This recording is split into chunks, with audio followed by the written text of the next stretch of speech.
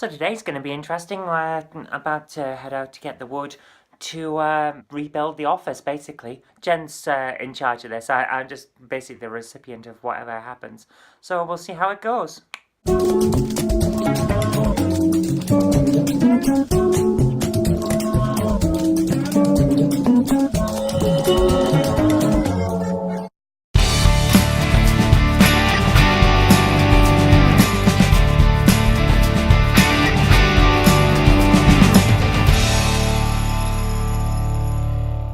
We've just popped the charity shops before we head out to get the wood for building the shelves in the office, and quite a good haul, I would say, wouldn't you, Jen? Yeah, what was that, 4 games? 4 games, a Teach Yourself German book, and a couple of books for your collection of classics, so very happy.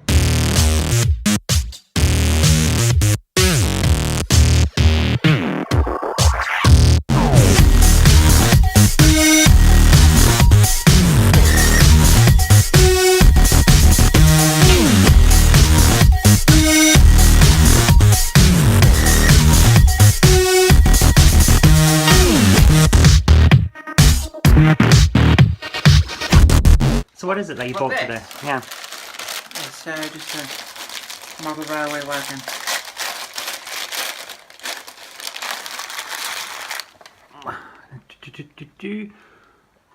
I have no idea what it is. Some sort of... It's a North Eastern Railway 6-plank open wagon. Oh, fair enough. And that adds to our collection of stoofs that we got. We went a bit overboard in the charity shops, basically. We found stuff that was good, so we had to have it. The thing is about charity shops is there's not always an awful lot in them, but if you look at enough of them enough times, so basically whenever I go out for a walk I see if I can get past a charity shop, then you do end up picking things up. So what have we ended up with today? Well, first of all, very nice quality copy of The Cat in the Hat. And the only thing wrong with it is a bit of a sticker on the back, so doing alright with that. Decent quality manual, it's creased so it's been read, but it's there.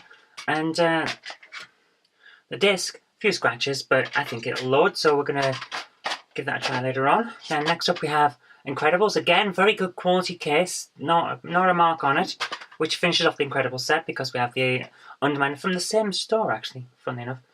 The decent quality manual, and I think the disc's alright, just have a quick check. Yeah, it's covered in fingerprints. It looks like there's a film on it as if someone's tried to clean it, so I'm going to have to clean that up, but I think it'll be alright. Next up we have Ed, and Eddie. Again, I don't think there's much problem with this. The case is in pretty good condition. Manual's there on good condition and discs in good condition. But remember yesterday we were talking and I'd said there'd been a game that looked like it had the inlay outside of the plastic. Well, that's what's here. So I'm just going to quickly push that back down. Make sure it's in. There. Because there's a little bit of damage on the top, but not too much. But now it should stay perfectly fine. And last but not least, Thrillville. And again, decent quality box. Doesn't look like there's much of a mark on the boxes of any of these. They've been kept in pretty good condition. But no manual in this one. But discs in pretty good condition. So there we are.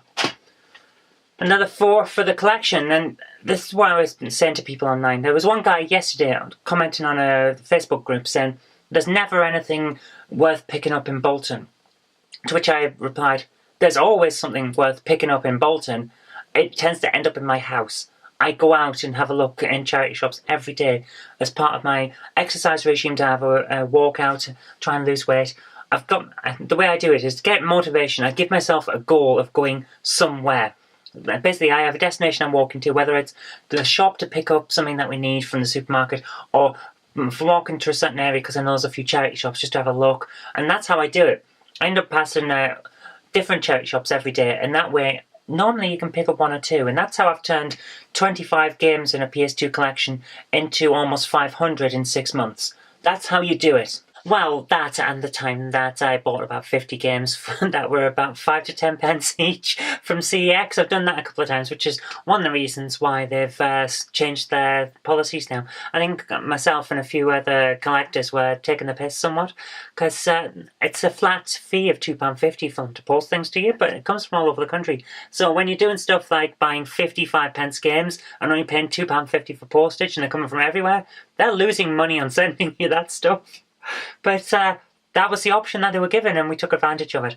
But yeah, the other thing that I do once I've got games home, I test them, and then I add them to a database that I've got.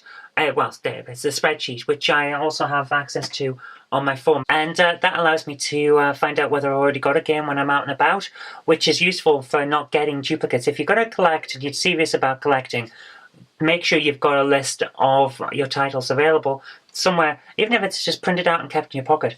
Make sure you've got a list so that you don't end up buying duplicates unless you actually want duplicates. Right, what I've got now is I've got an hour or so before Jen goes out and picks up the wood for us to start work building the new shelves for the game systems in here. So what I'm going to do now is try and get today's episode of the Life of an Opti Mouse comic done. And hopefully I'll be able to do that by the time that we need to start cutting wood and so forth and building these shelves.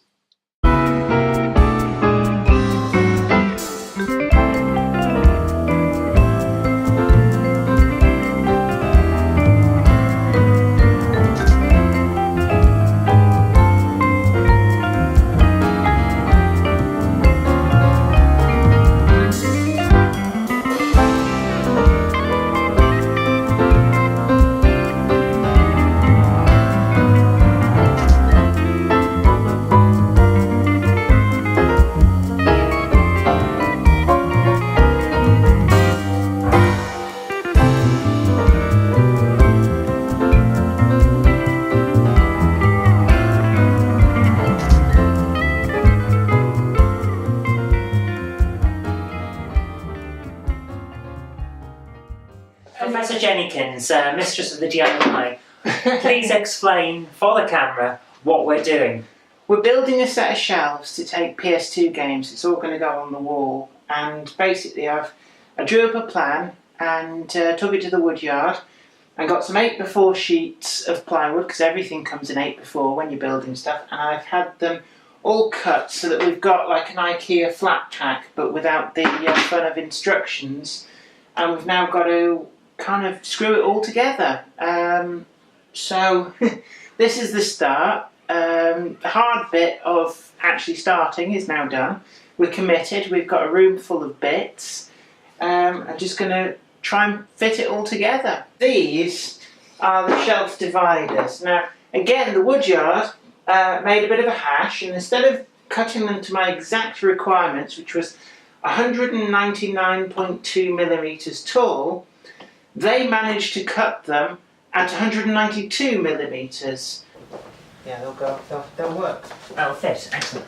What I'll do is I'll do another test once I've got the first one in, so everything will be tight, and then we'll double test. What are you... Hang on, you're using a pretty hard to get game there. I'm just using what you handed to me. No, I pulled it out so that it's best to get the... Yeah, that's great, because then I can get a finger under. Rightio. Superb. Right, well I need the... Can you grab me the... Oh, she's using malice. She gave it to me. Took me ages to get this.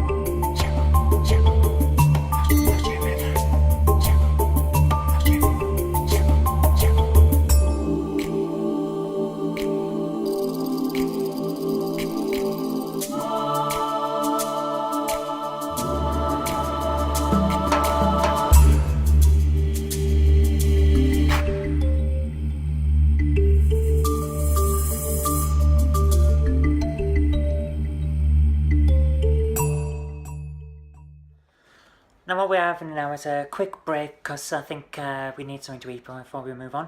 What we've got here is something that I made last night. Every time I cook, I tend to make far more than I actually need because that way I've got a bit for later on, and it's just something that I learned a long time ago. If you can prepare ahead of time, it's worth it. So basic risotto, just rice, a bit of frozen veg, an onion, some stock cubes, some water. That's pretty much it. Takes about 25 minutes, half an hour to cook, and it's delicious. Simple but good food. And it's, considering what we've got here, it's not desperately heavy. No.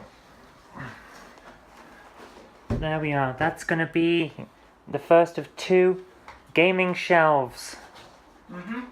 And the office is going to look amazing tomorrow when we've actually put these in. Yes. They do fit, don't they?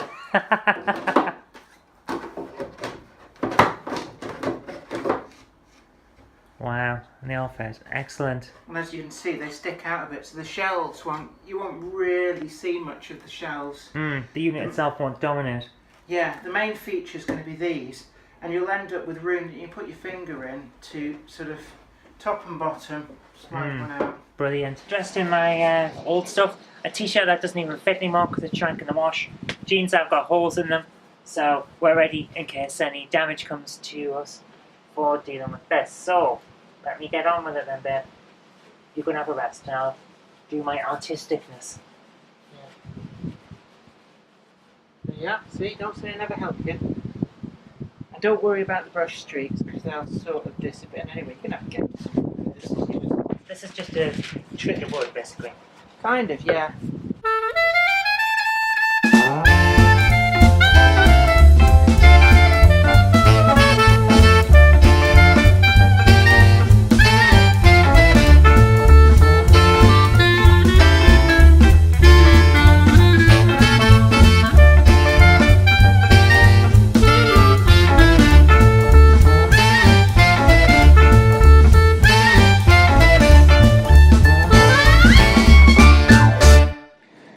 And there we are. It's all done.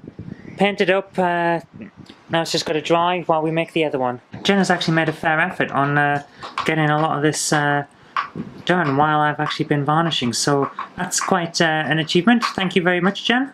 No problem. There's the second one done now, so we're very happy. What do you think, Jen? I think you did good. Good. They just started to chuck it down with rain. It's amazing, isn't it? For a day that's not supposed to rain, according to the weather dude, it's done nothing but rain on and off all day. That's all that done. Now it's time for me to go get cleaned up. Then I've got to finish a comic, the Nutmouse one that we were doing earlier on, because I didn't actually finish that before she came here with the materials. And we spent the last 5 hours doing things. I have a blister now. I have suffered for my art.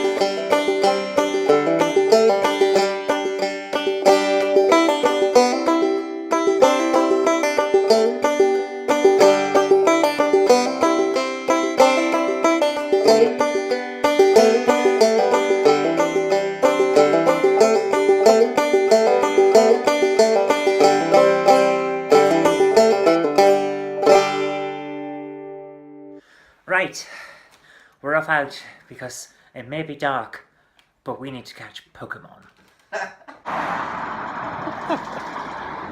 This is what we do with our lives now. We tap phones in the middle of the street so that invisible monsters can have a fight. I'm dying off here. The thing about making the shelves and doing the drilling and stuff, I should have won a face match to keep the sawdust out of me. Because now I'm coughing and spluttering so much that it's ridiculous. It's as if the entire air is made out of allergens. Oh, no. Meanwhile, my friend here is tapping at a gym that one of my Pokemon is in. So he's trying to kill me off. But I can't take the next Pokemon. You mean you've already got mine? I've already done yours. Yours took a lot. You killed off my guy. This is ridiculous. I have one less guy. I've got to go and use a revive now because of this guy. I thought he was my friend. This is ridiculous.